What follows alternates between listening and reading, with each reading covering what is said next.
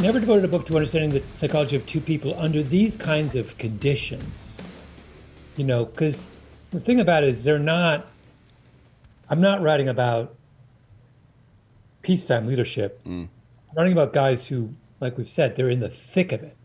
And they're being asked to do something that is, when both of these men are asked to do something that is basically impossible, which is to fly from Guam to Japan and bring Japan to its knees from the air Right. using, either conventional explosives or napalm. Mm. You try doing that. I mean, it's insane. The weather alone, like you're not flying modern aircraft. You're flying 1940s aircraft over 1,500 miles of open water in some of the most treacherous weather in the world. I mean, through the jet stream, which we didn't even know existed at the time, by the way. Yeah, they don't realize that over Japan there are 200-mile-an-hour winds. Yeah. And when you're coming back, like they don't have all this fancy navigational GPS, whatever. They're trying to fly back to two little specks in the ocean, and if they miss them or run out of fuel or any of those things, they ditch into the ocean and no one ever finds them.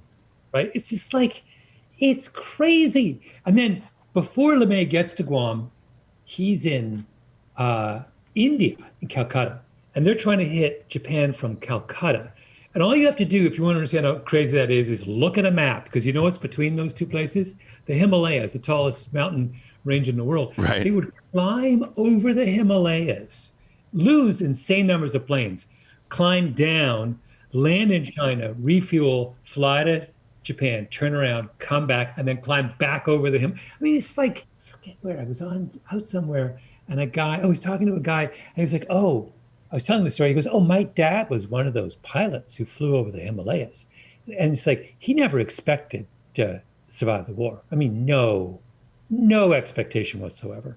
It's like, Jesus, like, it's just, these stories are insane. These stories, yeah, these stories are insane. And I'm wondering, have you heard from any of the family members who read this, your book and said, oh, I didn't know this about my grandfather or my great-grandfather, or thank you for doing this? Because, I mean, a guy like you, let's face it, you're pretty much a Bible author at this point, which means, you sell as many copies as the Bible around the world whenever you put out a new book. And you can kind of do whatever you want. And it's amazing. The fact that you chose to do this story, did any of the family members reach out and be like, man, thank you for doing this. This is incredible. I didn't know this. It's starting to trickle in. So the book's only been out a week, so it's early yet, but I got a text this morning from a friend of mine whose father's a pilot and from a family of Air Force family. And he said, he listened to the audiobook, and he's like, I listened to it twice. And they just said, I listened to it twice. Thank you.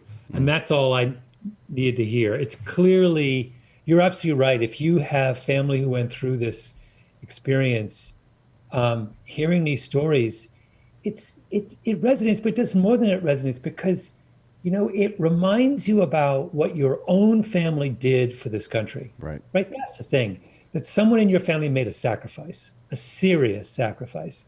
And, sacrifice is not a word that I believe has been uttered in the United States in the last 25 years. In fact, I don't even think it's in the dictionary anymore in the United States, but there was a time when it was in the dictionary. And this is about that time, right? When that's what you did. You're 20, some of these guys are 20 years old. Yeah. And they're just going. So that I am starting to hear from people who genuinely, I think, are touched by the fact that the sacrifice of their family is being remembered. Right. And I think you'll probably hear from more people. This is specific to a certain group of people, but the story or the concept is not. I mean, there's a lot of people who have done this kind of stuff. Yeah. One of the things I like to do is, I talked about the World War II thing, reading and watching those films and documentaries, but I like to meditate sometimes on what those bombers were thinking when they left for those operations, or what Medal of Honor recipients and other people like that were thinking when they just decided to walk into near certain death, and why they did it. I like to consider what those people might expect of me as a survivor or recipient of that sacrifice, and how they might expect me to live my life. You know what I mean? If they were still around, a lot of them aren't. It's good to appreciate and honor sacrifice, but it's more important, in my opinion, to meet the expectations that are implicit in that sacrifice, which is to be a good human being, right? Support your country, even if it means calling your country an asshole sometimes, whatever the case is, right? It's think about the mindset of dying for people you don't know, right? Because you believe in the principles of a country that says individual liberty is the most important thing in the world, right?